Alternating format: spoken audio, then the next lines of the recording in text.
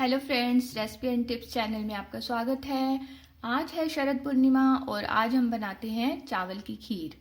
तो चावल की खीर बनाने के लिए मैंने ये चावल लिए हैं और इनको आधा घंटा पहले भिगो दिया है। वैसे लोग चावल की खीर किनकी से भी बनाते हैं, यानी कि जो छोटे छोटे टूटे हुए चावल होते हैं। लेकिन अगर आपके पास वो चावल नहीं है तो आप कोई बात नहीं, जो भी आप घर में चावल खाते हैं उनको पानी में भिगो कर रख दीजिए और उनको फिर आधे घंटे के बाद इस तरह से मसल लीजिए। तो आपकी ये इसी तरह से ये किनकी बन जाएगी और इससे आपकी खीर बहुत ही अच्छी बनती है। तो आप जब भी खीर बनाइए तो इसी तरह से बनाइए, क्योंकि वो मोटे चावल होते हैं तो फिर वो उनसे ज़्यादा अच्छी खीर नहीं बनती। आप इसी तरह से चावल को भिगो लीजिए और इसी तरह से बनाइए, ठीक है।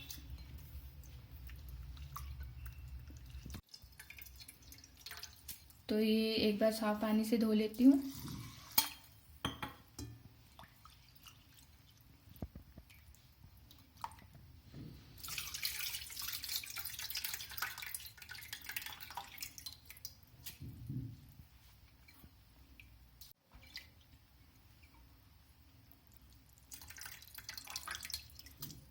चावल मैंने अच्छे से धो लिए हैं और इसके अंदर थोड़ा सा पानी डाल लीजिए, इतना, ठीक है। और इसे मैं अब दूध में डाल दूंगी।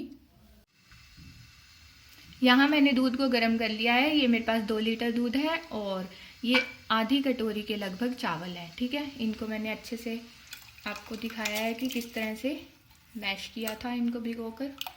तो आप इसमें डाल दीजिए ये दूध में चावल और एक बार ये हिला लीजिए इसे अच्छे से। और गैस की फ्लेम को बिल्कुल लो रखिए और इसमें डालिए आप थोड़ा सा केसर। ये मैंने इसमें केसर डाल दिया है। और शरद पूर्णिमा की रात को खीर बनाना, मतलब शरद पूर्णिमा वाले दिन खीर बनाना और उसे रात को चांद की रोशनी के आगे रखना बहुत ही शुभ माना जाता है। इस दिन बोला जाता है कि शरद पूर्णिमा की तिथि पर चंद्रमा पृथ्वी के सबसे नज़दीक रहते हैं और इस रात को चंद्रमा की किरणों में औषधीय गुण की मात्रा सबसे अधिक होती है। यानी कि जो भी मनुष्य, कोई भी व्यक्ति अगर बीमार है, उसे कोई भी परेशानी है और वो ये खीर बनाएगा और रात को चंद्रमा के आगे रखेगा, चंद्रमा की किरणें जब उस पर पड़ेंगी तो फिर उसकी बीमारियां दूर हो जाएंगी। तो इसे भी आप बनाइए और खुले आसमान के नीचे सारी रात रखिए और सुबह फिर आप क्या कीजिए कि लक्ष्मी नारायण को भोग लगाइए और सभी परिवार के सदस्यों को आप ये दीजिए। तो इसका बहुत ही विशेष महत्व है।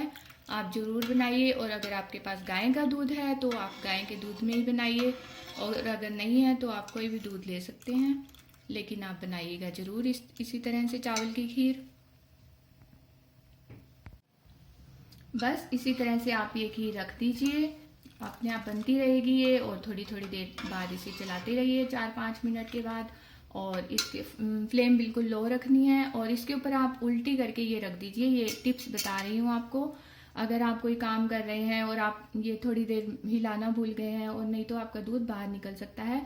अगर ये इस तरह से आप कुछ ये छलनी वगैरह आप इसके ऊपर कुछ उल्टा रख देंगे तो आपका दूध बाहर नहीं निकलेगा।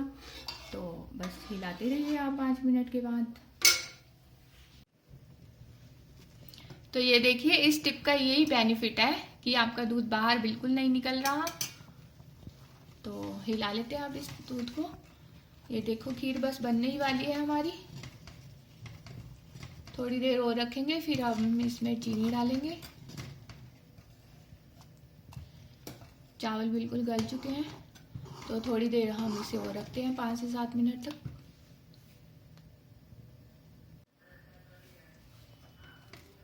खीर हमारी बन चुकी है। अब हम इसमें डालते हैं चीनी। तो अब हम इसे हटा देते हैं। 2 लीटर के हिसाब से मैंने ये 1 कटोरी चीनी डाली है। आप चीनी कम या ज़्यादा भी कर सकते हैं। मिक्स कीजिए और मिक्स करने के बाद 2 से 3 मिनट और इसे रखिए गैस पर और तैयार हो जाएगी आपकी खीर।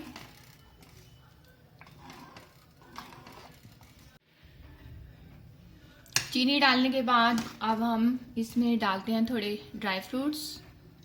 आप जो भी खाना पसंद करते हैं ड्राई फ्रूट्स डाल दीजिए। मैंने काजू और बादाम डाल दिए इसमें।